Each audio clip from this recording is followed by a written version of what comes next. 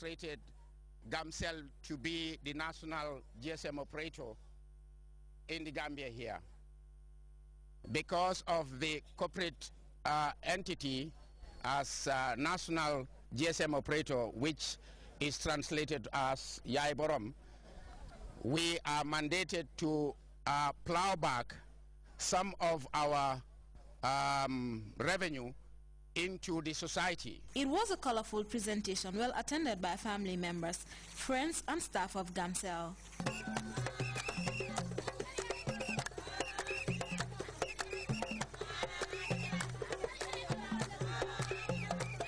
Gamcell is truly your national GSM operator. We are here for the Gambia and the Gambians. For Grts News, I am Fatou Jassi. The media plays an intrinsic role in social advocacy, particularly in critical areas like health, where local journalists who report on health issues gathered for a two-day sensitization forum on policy and strategies and the prevention and control of tuberculosis in the Gambia. Samuel Ba witnessed the training's opening.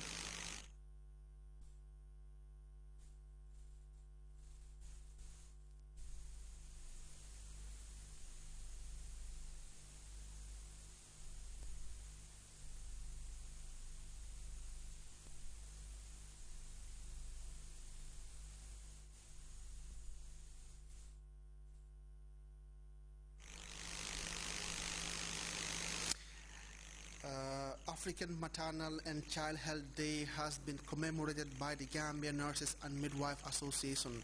The day observed globally on May 23rd is set aside by the United Nations to draw international attention to high mortality and morbidity rates among African women and newborns. Fatou Jassi has more. It was a day set aside to reflect on the trend and state of maternal mortality and child morbidity in Africa. The celebration took the form of a march past from Buffer Zone into Fajikunda Health Center in stormy weather conditions, with midwives showing greater commitment to this important cause.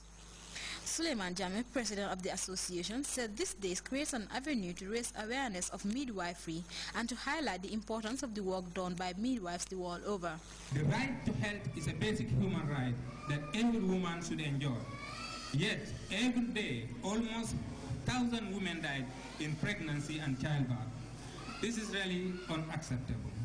Every year, 8 million women suffer serious pregnancy-related illnesses and disabilities, such as obstetric fistula, and 2 million babies don't survive their first 24 hours of life. This is really pathetic. One of the main causes for these tragedies is lack of access to maternity services, including the care of midwives or others that are with midwifery skills at childbirth. Credit Jambe went on goes to nurses and midwives serving in all corners of the country, which contributes to the reduction of maternal mortality in the Gambia, based on protocols and guidelines developed to meet MDG 4 and 5 by 2015. A UNFPA representative dilated on the importance of the day, adding that there is still more work to be done. The UNFPA official urged that his office is ready to support government, NGOs, nurses, midwives and the community to reduce the rate of maternal mortality and children morbidity. We are trying to increase access to family planning. The chairman don't just mention it because studies and experience have shown that if women are given the choice to be able to space their birth, that can contribute significantly in the reduction of mortalities. Also, another key thing that UNFPA is working with the ministry is in the increase of emergency obstetric care, because we know that if women are pregnant and then there are complications, if they are able to reach facilities in time, then the most needed assistance can be given. Despite this vital role in improving maternal and newborn health, recent analyses indicate that midwives and midwifery services are unequally distributed both between and within countries. Direct investment in midwifery education, regulation, and association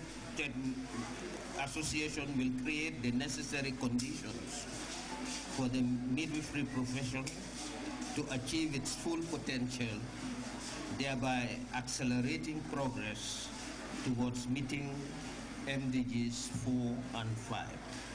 Addressing celebrants, Lamin Sen, Regional Director, West Coast Region, spelled out the great disparity existing between Africa and the developed world in healthcare delivery system. Maternal deaths in Africa due to complications during births, Sen stressed, is higher in Africa compared to the developed world. In Africa, we all know is a problem, and the main factors, it is registered that 50%, more than 50% of maternal deaths are related to two main factors, that is hemorrhage and hypertension, which is something that is very serious. And as we are moving now in the Gambia, we stand at 3.4%, as against the set standard of 5.5 per annum. This year's commemoration, hosted by Fajikunda Health Center, saw participation of nurses from all corners of the country, local dignitaries and mothers from the locality. For GRTS News, I am Fatou Jassi. And over now to an announcement from Kanilai Family Farms, which says it will start selling high-quality meat on Friday, 21st September 2012 at the Kanilai Family Farm outlets at the current marketplaces as follows. Meat and bone 120 per kilo, steak 140 per kilo. The public is hereby urged to hurry and make it to the Kanilai Family Farms, best place to buy high-quality beef at reasonable prices. You can monitor GRTS Radio Live on our website at www.grts.gm. We'll take our first break now. The news continues right after.